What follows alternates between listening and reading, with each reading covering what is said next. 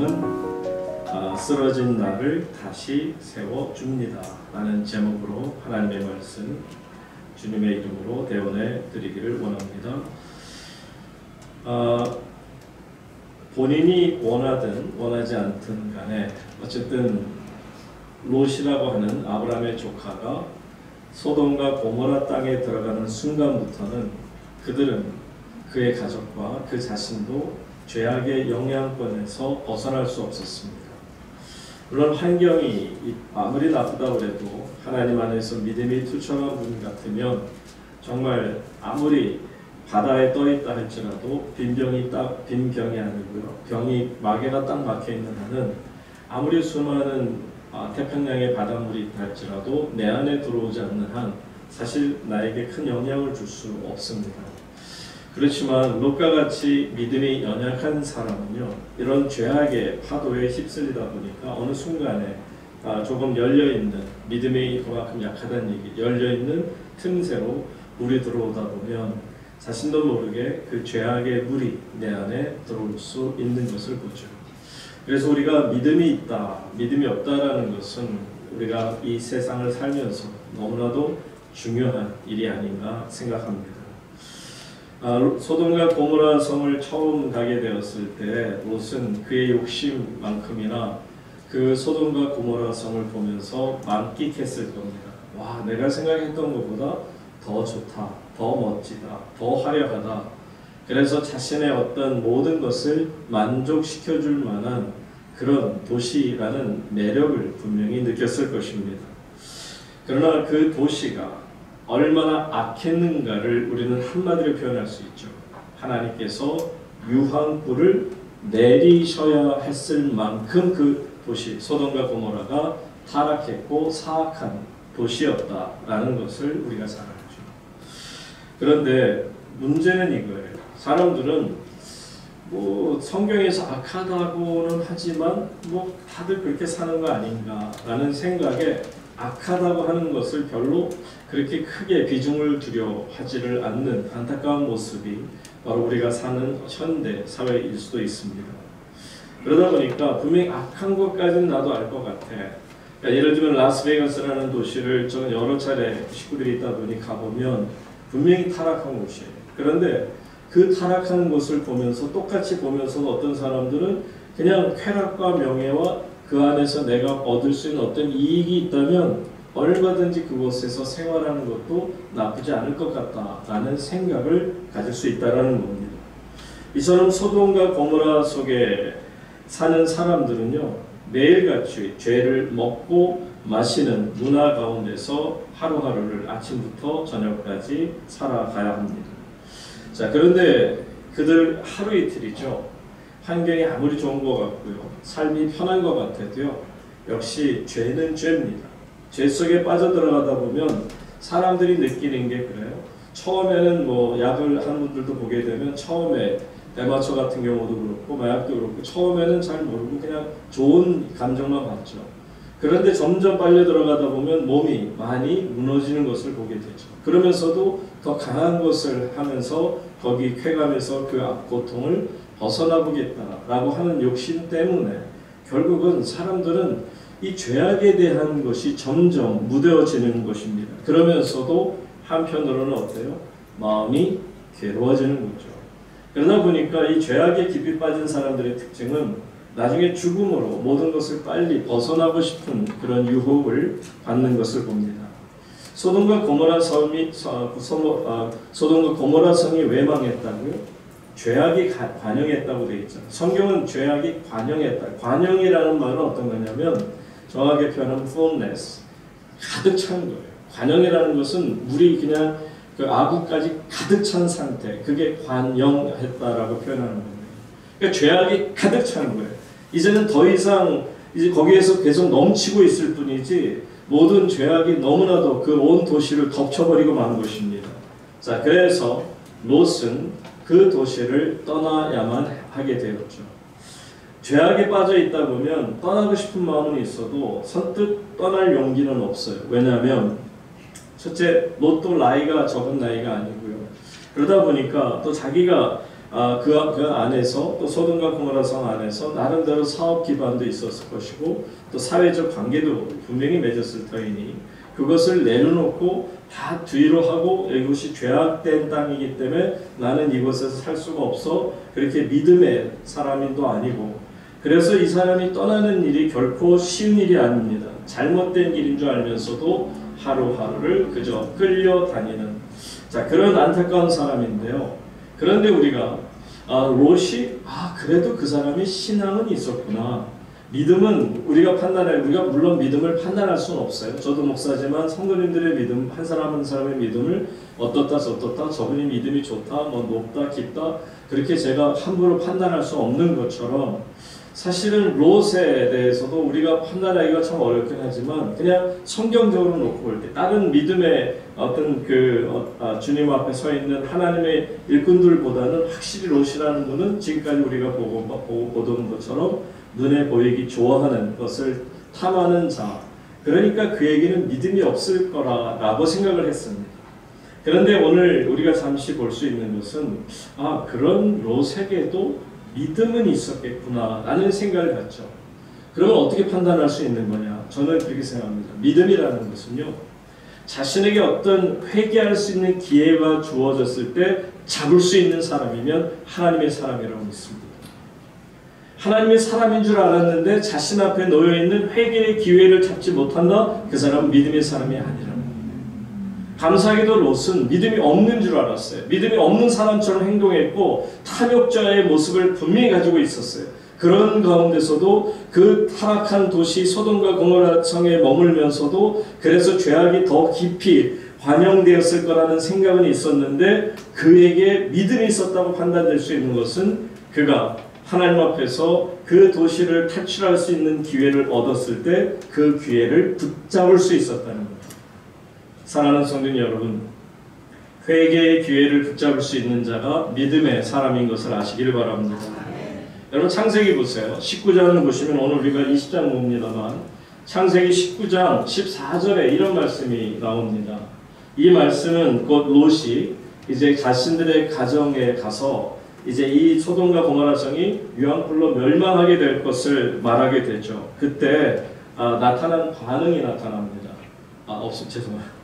오케이, 19장 14절에 이런 말씀이 있어요. 제가 읽어드릴게요. 롯이 나가서 그 딸들과 결혼할 사위들에게 말하여 이르기를 여호와께서 이 성을 멸하실 터이니 너희는 일어나 이곳에서 떠나라 하되 그의 사위들은 농담으로 여겼더라. 지금 어떤 상황이냐면 하나님께서 주의 천사를 보내셨어요. 그래서 분명히 이 성이 얼마나 정말 타락했는지 하나님께서 이제 곧 벌하시겠다. 유황불로 이 성을 태워버리시겠다고 하니 이제 그것을 가지고 자기의 자녀들에게 가서 얘기하는 겁니다. 그랬더니 자녀들은 그의 아버지의 이야기를 듣고요. 하나님이 말씀하셨다는 걸 듣고 그리고 말씀드렸어요. 작은 믿음이지만 그래도 그 기회를 구원의 기회를 붙잡을 수 있었다는 거예요. 그런데 그의 딸들의 사위들은 어땠더라? They thought he was joking. 농담인 줄 알았더라. 한마디로 우습게 보는 거예요. 장인 정신 나간 사람이지 무슨 하나님이 이 소돔과 고모라처럼 이 든든한 성 모든 게 완벽하게 갖추어진 이런 성을 어떻게 누가 건드려? 라는 생각 속에 롯이 얘기하는 것을 듣고 농담으로 여겼더라. 한마디로 무슨 말씀이죠? 믿음이 없었다라는 얘기예요. 롯은 그에 대해서 믿음이 있었더라가 됩니다. 이처럼 하나님께서 내게 기회를 주실 때가 있어요. 하나님 앞에서 모든 죄를 내려놓을 수 있는 기회를 주실 때가 있는데 안타깝게도 그 기회를 못 잡는 사람들이 너무 많아요. 아무리 부족하고 어렵고 정말 내가 잘못한 것 같아도요. 하나님께서 나에게 다시 한번 기회를 주시고 그게 내 무릎을 깨트리시던 내가 뭐가 잘못됐던 어려움을 당했던 어쨌든 간에 그 순간 두려움을 느끼면서 하나님 앞에 그 상황 속에서라도 나와서 무릎 꿇을 수만 있다면 그래서 하나님 앞에 온전한 회개를 통하여 하나님의 사람이 될 수 있다면 그 사람은 믿음의 사람이 될 수 있지만 안타깝게도 마음의 화인 양심에 화인 맞은 사람처럼 어떤 경우에도 변하려고 하지 않아요. 그러니까 이 롯의 사회들처럼 하나님 말씀을 농담으로 여깁니다. 그러니까 하나님이 두려운 게 아니죠. 하나님 뭐 유황불 내린다고 더한 거 내려도 난 눈 하나 깜짝 안 해. 그러나 당할 때는 눈 하나 깜짝 안 할까요? 아마 제일 무섭다고 덜덜덜 떨 겁니다. 자, 그런데도 불구하고 하나님께서는 이처럼 믿음이 없었는 줄 알았는데 믿음이 조금이라도 있는 롯을 구원시키는 것을 우리가 19장에서 우리는 오늘 10장 19장에서 볼 수 있죠. 어쨌든 이처럼 하나님께서는요 믿음의 사람들을 찾으시는데, 자 오늘 본문으로 들어가서 보게 되면 이 롯이 믿음으로 쓰러졌었으나 하나님이 다시 세워 일으키시는 것처럼 오늘 아브라함에게도요 이제 그의 믿음이 어떠한가를 하나님이 보시고 그가 아주 처절하게 무너지는 것을 보면서 다시 그를 일으켜 세우시는 모습을 오늘 본문을 통해 우리가 보고자 합니다. 여러분, 아브라함은 참 실수가 더 많은 사람인 것 같아요. 칭찬할 수 있는 것은 억지로 몇 가지 찾아서 그래서 이제 믿음의 사람으로 자꾸 이렇게 대입하고 싶을 뿐이지, 어떻게 이런 사람을 정말 하나님이 믿음의 조상 세우셨을까? 오늘도 다시 한번 말씀 듣다 보면 아우 열불이 나요. 말씀 준비하다가 뭐 이런 사람이 다 있지 진짜? 저 같으면 이런 사람 친구 안 합니다. 이런 사람을 조금 가까이 안다고 해도 나 당신 싫어요 하고 나는 떠날 것 같아요.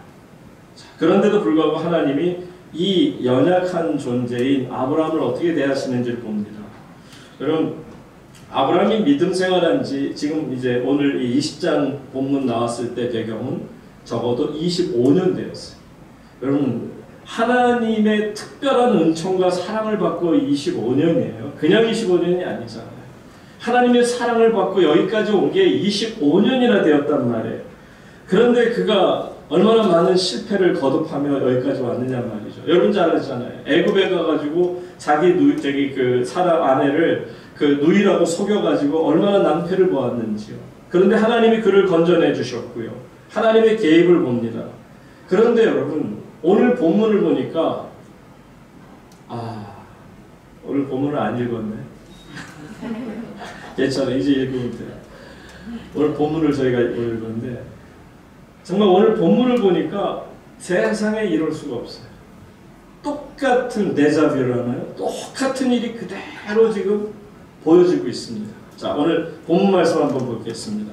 창세기 20장, 자 함께 보겠습니다. 1절과 2절 말씀 함께 읽습니다. 시작. 아브라함이 거기서 네게브 땅으로 옮겨가 가데스와 술 사이 그랄에 거류하며 그의 아내 사라를 자기 누이라 하였으므로 그랄과 아비멜렉이 사람을 보내어 사라를 데려갔더니. 아멘. 어차피 한 절 한 절씩 제가 계속 풀어나가니까요 그냥 같이 읽으면서 보시면 좋겠어요. 자, 아브라함이 문제가 생기는 게 뭐냐면 거기서 네게브 땅으로 옮겨가면서 하다 보니까 그랄이라는 땅에 가요. 그랄이라는 땅에 거류하게 됐는데 그때 그랄 왕 아비멜렉이라는 사람을 만나게 되는데 그랄 왕을 만나게 되는 거죠. 근데 그의 아내 사라를 뭐라고 하였다고요? 자기 누이라고 하였으므로 그랄 왕 아비멜렉이 사람을 보내서 사라를 데려갔더라. 지금 사라의 태중에는 이삭이 이미 잉태되어 있는 상태예요. 그냥 상태가 아닙니다. 지금 25년 전에 있었던 일이 그대로 지금 답습되고 있어요. 그랄 왕이 사람을 보내서 사라를 데려갔어요. 그 이유가 뭐라고요? 그의 아내 사라를 자기 누이라고 했단 말이에요. 그러니까 그럴 입장에서는 그러면 내가 비싼 돈 주고 당신에게 대우를 잘해줄 테니까 그 이쁜 아내를 이쁜 그 여동생을 나에게 내 첩으로 내 처로 달라, 그렇게 말하는 것입니다. 여러분, 여기에서 우리가 볼 수 있는 것은요, 아브라함의 이 모습을 보면서 우리는 두 가지는 생각할 수 있을 것 같아요. 사람이 나이가 든다고 성숙하는 건 아닌 것 같아요. 사람이 얼마나 부족한지요. 젊었을 때는 뭐 젊은 혈기로 실수할 수 있다, 용서할 수 있을 것 같아요. 근데 나중에 나이가 들면 또 괜찮아질 거야 하는데, 여러분, 나이가 들어도 그냥 내나 실수는 하더라고요. 그러니까 외적으로는 좀 더 교양이 있어 보이고 점잖아진 것 같이 보일 수는 있어요. 그런데 실수하는 것은 더 커진 것 같아요. 아니, 실수라기보다도 그 안에 욕망이 더 커지는 것 같아요. 나이 드신 분들이라고 해서 욕망이 없는 게 아니더라고요. 오히려 명예욕 같은 경우는 훨씬 더 많이 생기는 것 같아요. 젊었을 때보다.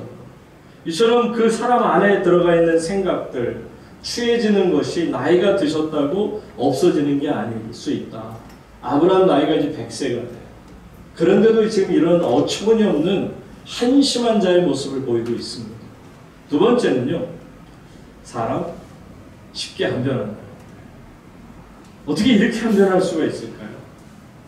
와, 많은 은혜를 받았다고 말하는데 많은 시련도 거쳤잖아요. 그러면 변해야 되는 거 아닌가요? 인격도 좀 변해야 되고 삶의 모습도 좀 변해야 되고 생각도 좀 변해야 되는 거 아닙니까? 그런데 다른 것보다도요, 사실 오늘 우리가 19장을 건너뛰었습니다만 19장에 어떤 얘기가 나오죠? 소돔과 고모라 성에 하나님이 유황불을 내리시는 장면이에요. 하나님의 무시무시한 불의 심판을 보았다는 말이에요. 그러면 적어도 그런 것을 보았더라면 변화됐어야죠. 사람이 안 변한다는 게 참 안타까운 일이 아닐 수 없습니다. 시간이 가도 잘 안 변하고요. 이처럼 많은 고난을 겪었음에도 역시나 제자리로 돌아가는 25년 만에 하나님 안에서 믿음이 있다라고 얘기했던 이 아브라함이 다시 원점으로 돌아가는 듯한 이 모습 보면서 우리는 크게 실망하지 않을 수 없습니다. 말씀드린 것처럼 이미 사라를 통해 하나님의 언약은 진행 중입니다. 이미 사라의 태중에 이삭을 잉태하고 있었으니 말이죠. 사람은 언제 그런 변할까요? 200년, 300년을 더 살면 성숙해질 수 있을까요? 아마 나이하고는 상관이 없을 것 같아요. 아니, 오히려 나이가 든다고 더 나빠지면 나빠지 좋아지진 않을 것 같아요. 사람은 저도 그렇고 여러분도 그렇고 예수 그리스도의 보혈 외에는 변화되지 못합니다. 여러분 이걸 분명히 아셔야 돼요. 나를 변화시킬 수 있는 것은 오직 예수 그리스도의 보혈밖에 없음을 믿으시기 바랍니다. 그러면 본질적인 변화의 경험을 우리가 할 수 있겠죠. 자, 그런데 아브라함이 이런 어마어마한 실수를 함에도 불구하고 우리가 참 놀라운 사실을 깨닫는 것이 있어요. 그게 뭐냐면 하나님께서 그를 포기하지 않는다. 이 정도면은 그래, 내가 보니까 넌 싹이 노래. 25년 전에도 싹이 노랬지만 지금 나이가 들었고 25년이 지났는데 지금 싹이 노랗기는커녕 이제는 싹도 안 보여. 안 되겠다. 도무지 이제는 내가 다른 사람을 정말 돌을 택하더라도 너보다는 낫겠다. 그게 어쩌면 하나님의 방법이 될 수도 있지 않겠어요? 그런데 하나님이 어떻게 하시는지 보세요. 3절 말씀 보시기 바랍니다. 3절에 다 같이 읽습니다. 시작. 하나님이 아비들에게 경고하시고 그에게 이르시되 내가 데려간 이 여인으로 말미암아 내가 죽으리니 그는 남편이 이른 여자이다. 와우, 하나님의 사랑과 은혜는 일편단심이에요. 전혀 안 변하세요. 어쩌면 이렇게 한결같으실까?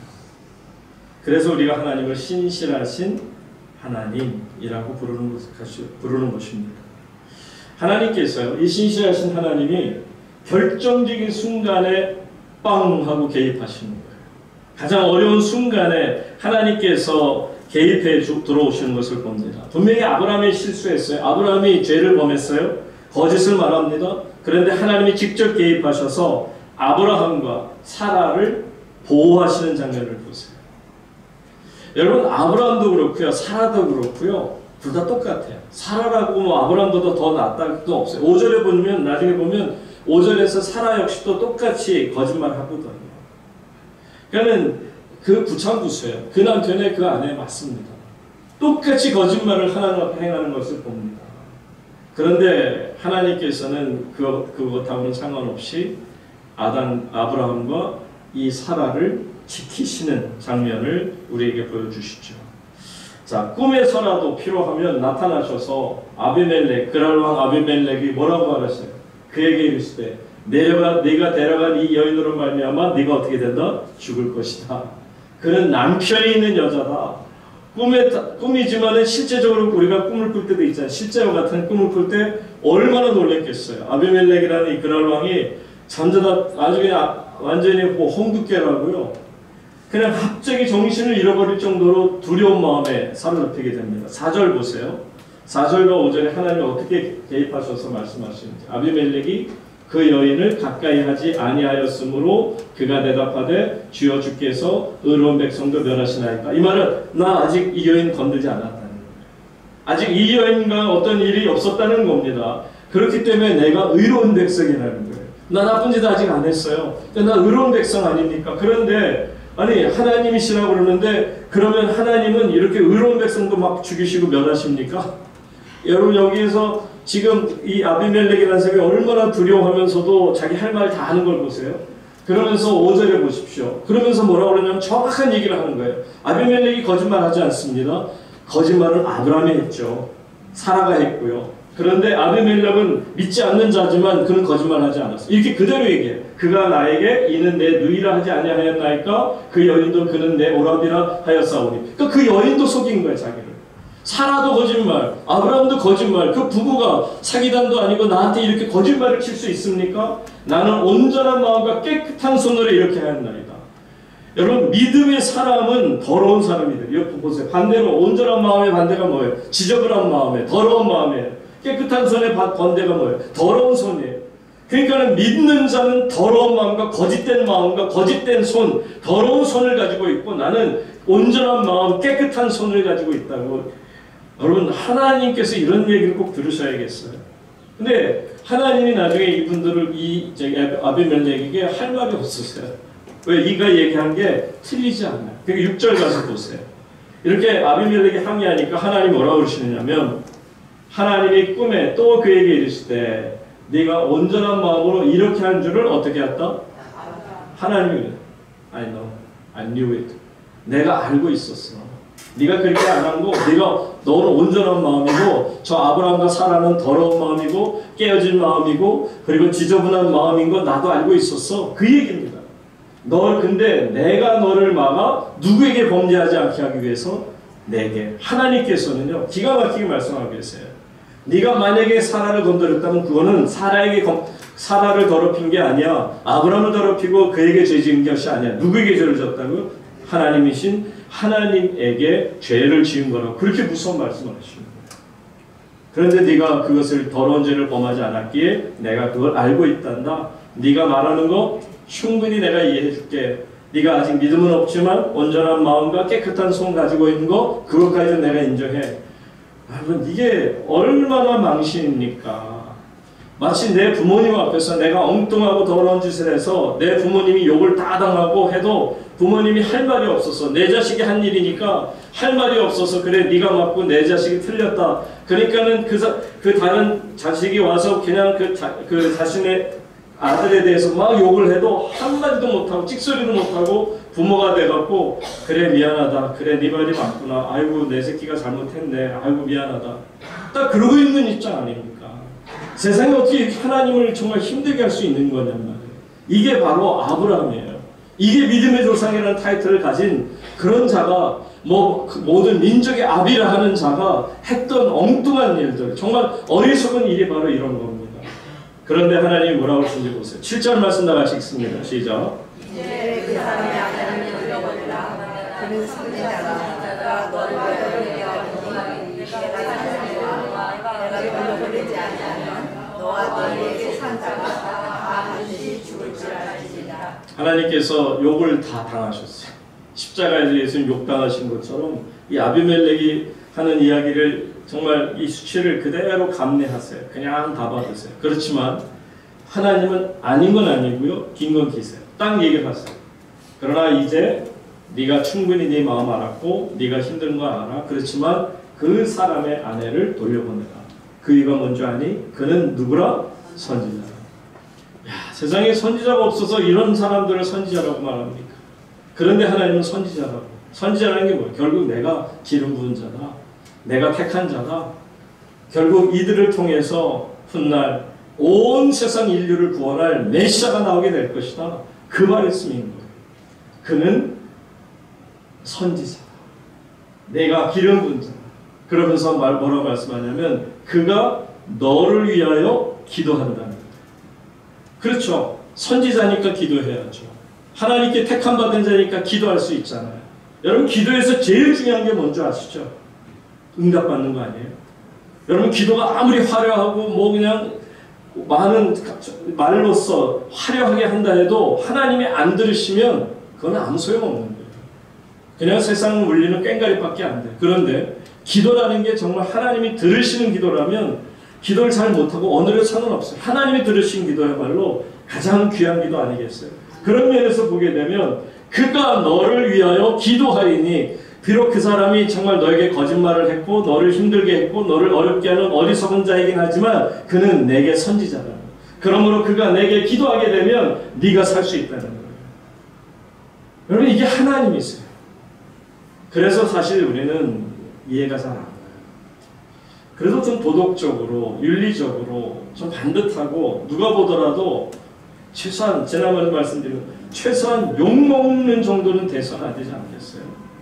욕을 먹지 않는 사람이 돼야 되는데 이것도 한 번도 아니고 25년 전처럼 마치 그 비디오 테이프를 틀어놓은 것처럼 25년 전에 그 모습이 그대로 나타나고 있으니 아마 애고방 얘기를 하면 저 그러려면 뒤집어졌을 거예요.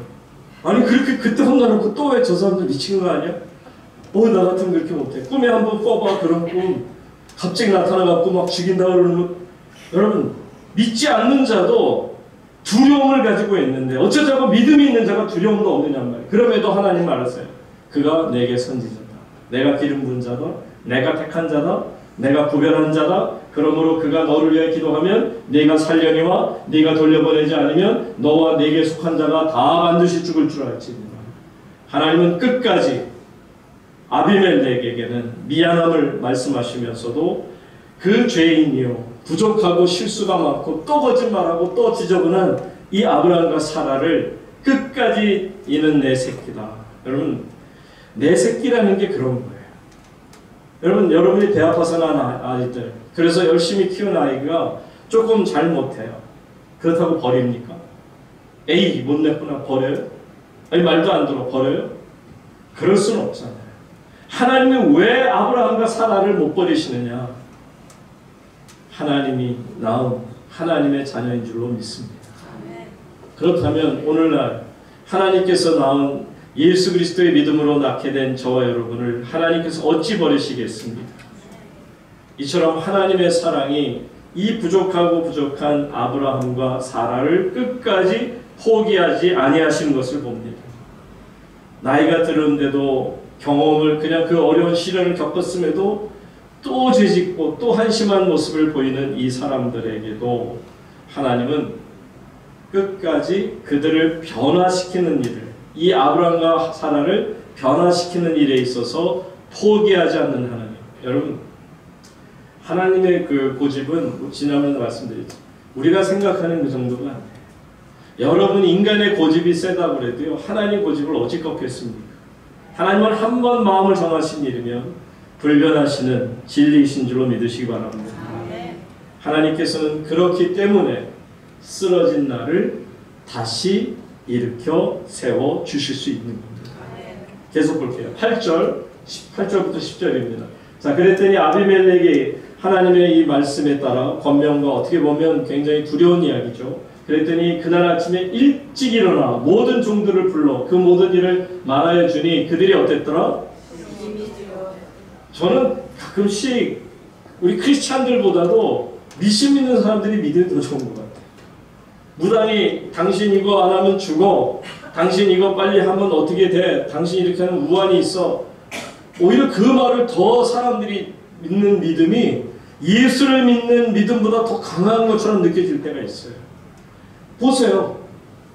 전혀 하나님이 누군지도 모르는데 그러한 자신도 처음 그냥 잠자다가 꿈에서 막 그냥 현실처럼 느껴지고 두려움을 느끼고서는 아침에 일찍 일어나서 그 자신들의 부하를 다 불러놓고 그대로 얘기했더니 그들이 다 어떻게 했더라? 심히 두려웠다는 말이 무슨 말이에요? 믿었다라는 거 아니에요.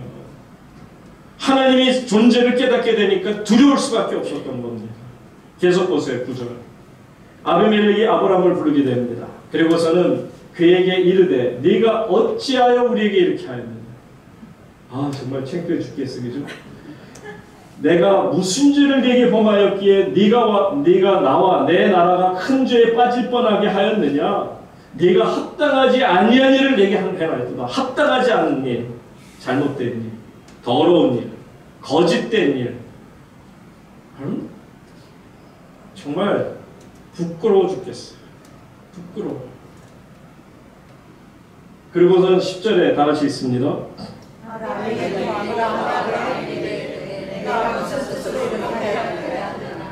아브라함의 입이 10개인들 할 말이 있었겠어요?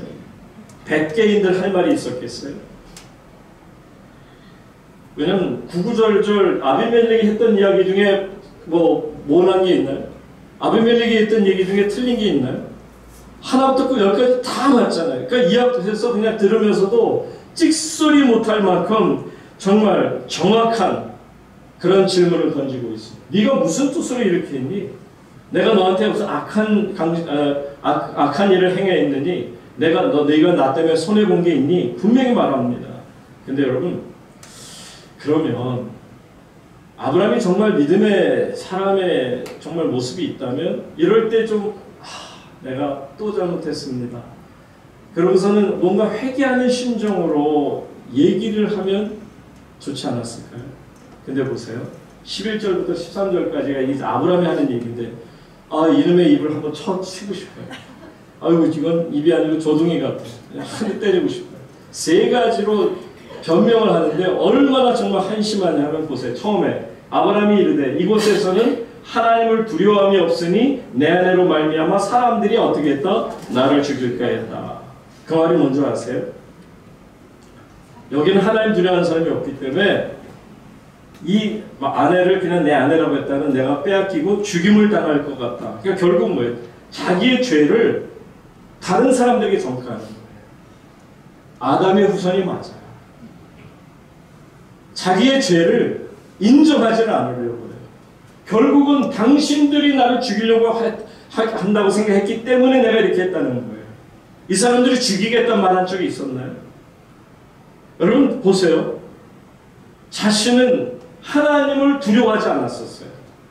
아니 저 사람들이 하나님을 두려워하지 않은 게 아니라 자기가 하나님을 두려워하지 않았잖아요. 그래놓고 저 사람들이 하나님을 두려워하지 않기 때문에 자기를 죽일 거라고요. 정말 아브라함의 정신상태가 의심스러워요. 이분이 정말 100세가 맞나? 이분이 정말 많은 25년 동안 하나님을 믿고 여기까지 온 사람이 맞나? 생각이 듭니다. 두 번째 이유 보세요. 두 번째는 더 황당해요. 이 12절 다 같이 읽습니다. 또 그는 정말로 나의 이범구이로서 그냥 발길로 한 대 뻥 차고 싶다. 아니 이게 말입니까? 세상말로 발입니까?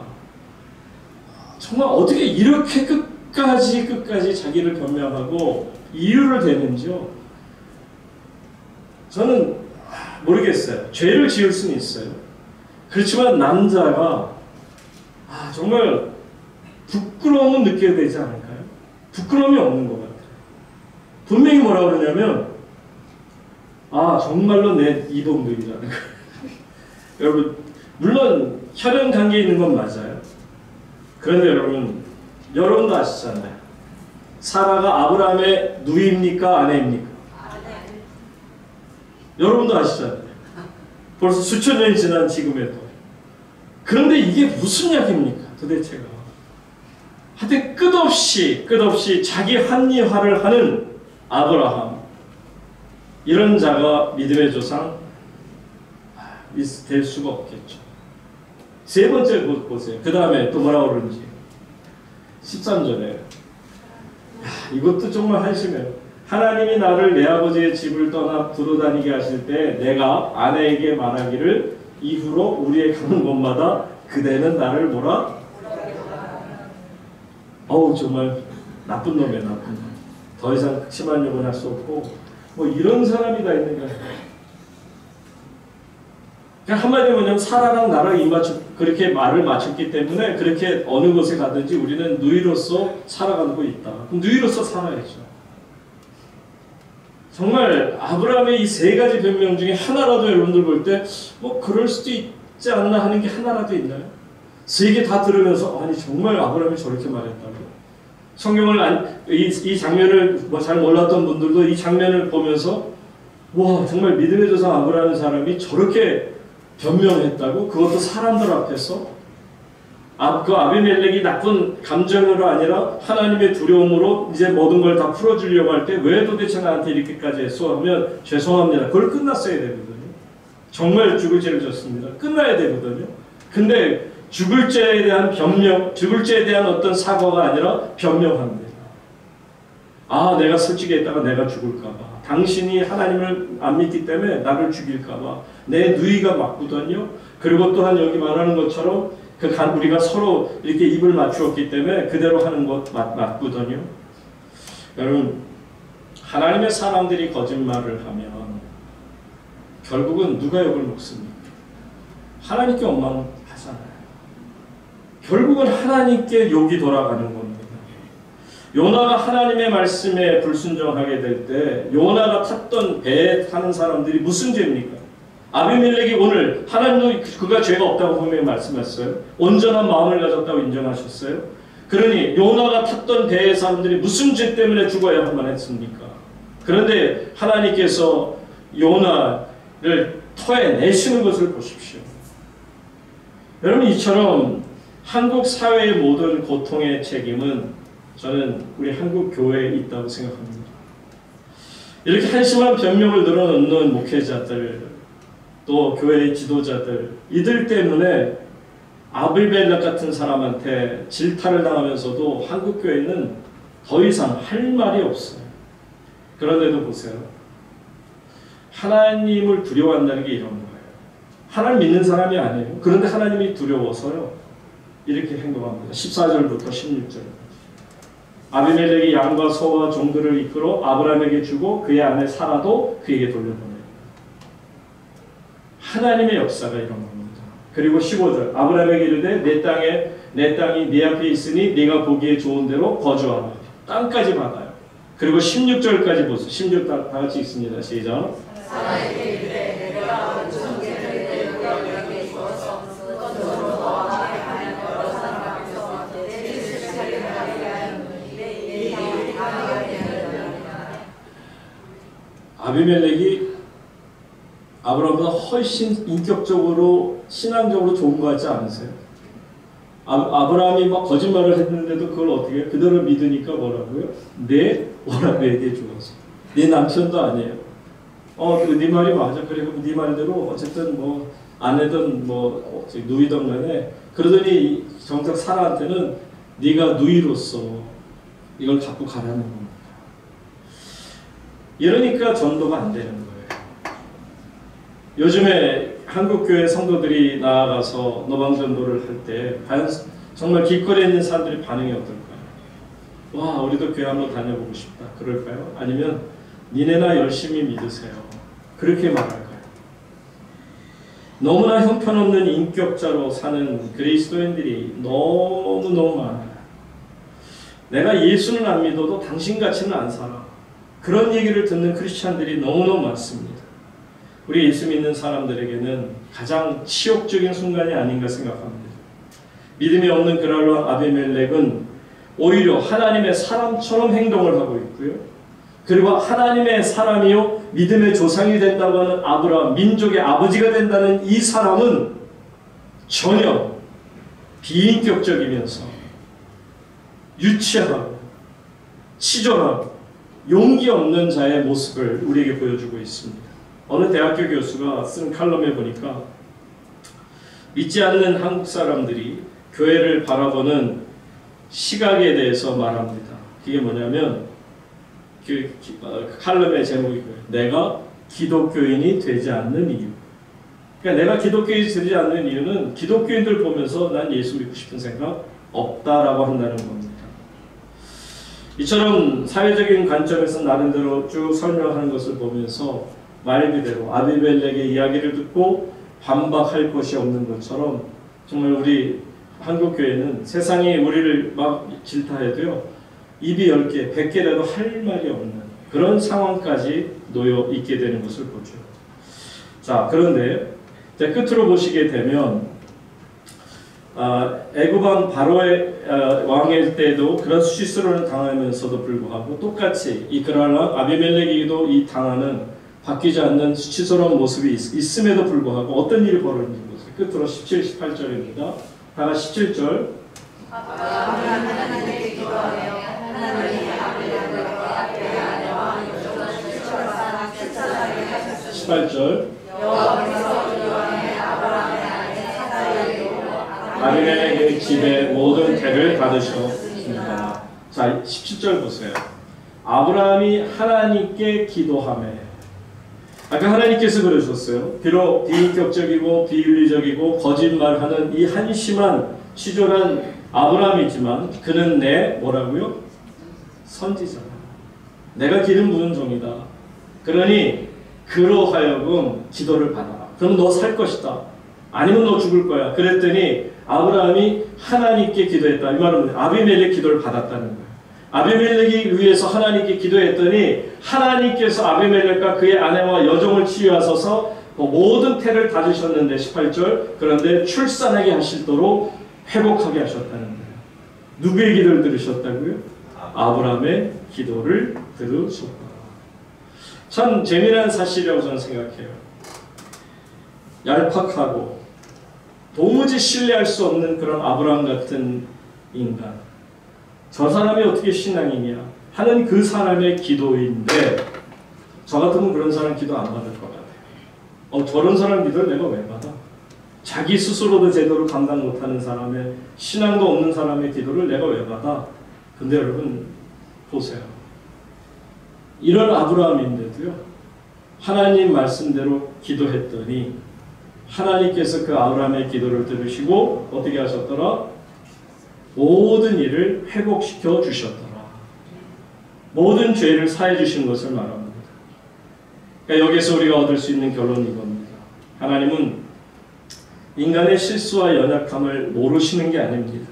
아니 그 일로 인해서 오히려 하나님까지도 봉변을 당하시지 않았습니까?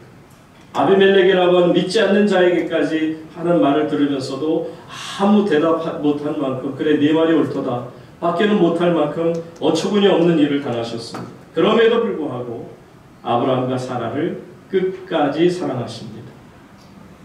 아브라함의 도덕성, 윤리, 그의 선행에 상관없이 끝까지 아브라함을 놓치지 않습니다. 여러분 저는 이게 절대 선택이요 절대 사랑이라고 표현하고 싶습니다. 여러분을 향한 하나님의 사랑은 절대 불변하는 사랑임을 믿으시기 바랍니다. 절대적인 선택인 줄로 믿으시기 바랍니다. 하나님이 실수가 있어서 여러분을 택하셨을까요? 하나님이 실수가 있어서 아브라함을 택하셨을까요? 하나님께서는 아브라함을 택하시는 순간 그를 믿음의 사람으로 만드시겠다는 하나님의 분명한 뜻이 있음을 아시길 바랍니다. 부족합니다. 연약합니다. 아무리 생각해도 나 같은 자가 어떻게 하나님 앞에 주의 종이 될 수 있을까 생각할 수도 있습니다. 그럼에도 불구하고 하나님은 나 같은 자도 택하셔서 하나님의 종으로 삼아 주시는 분이 하나님이시라는 거죠. 사랑하는 우물교회 성도인 여러분, 그래서 우리가 기도할 겁니다. 우리가 기도하면 하나님이 들으신다는 믿음이 있기 때문에 부족하지만 참 연약하지만 죄가 많고 실수가 많지만 거짓말도 하지만 하나님 앞에서 기도하는 것입니다. 그러면 하나님께서 다시 한번 우리에게 기회를 허락하신 줄로 믿습니다.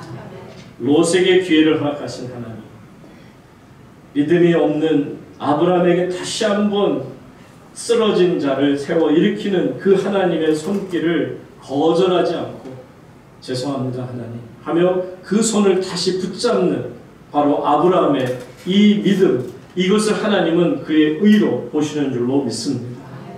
이처럼 우리가 어떤 인생을 살든지 간에요, 믿음은 나를 다시 세워준다는 이 생각을 갖게 될 때 여러분 갖게 되는 마지막 이 말씀만 듣고 말씀 마치기 바랍니다.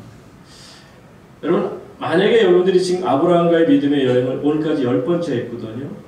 아브라함의 믿음의 여행, 믿음의 순례의 과정 그렇게 얘기했을 때 아브라함에게 시선을 맞추면 우리는 끝까지 실망하고 이 말씀 끝날 수밖에 없어요.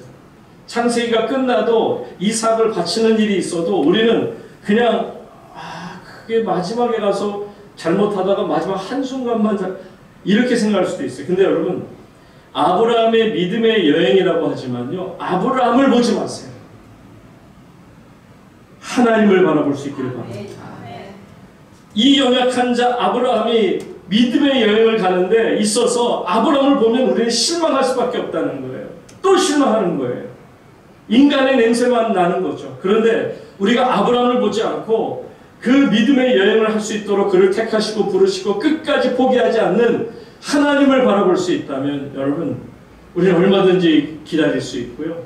얼마든지 견뎌낼 수 있습니다. 그래서 마지막에 하나님께서 이 아브라함을 온전히 믿음의 바늘에 올라섰을 때는 우리는 모든 영광, 모든 박수를 하나님께만 올려드리는 겁니다. 아브라함을 위해서 잘했다 칭찬할 이유도 없어요. 그 같은 자를 사용하신 하나님을 찬양합니다. 그와 같은 사람을 믿음의 대표자로 세워주셔서 하나님 감사합니다. 그렇게 우리는 하나님 앞에 영광의 박수를 올리지 않을 수가 없는 거죠.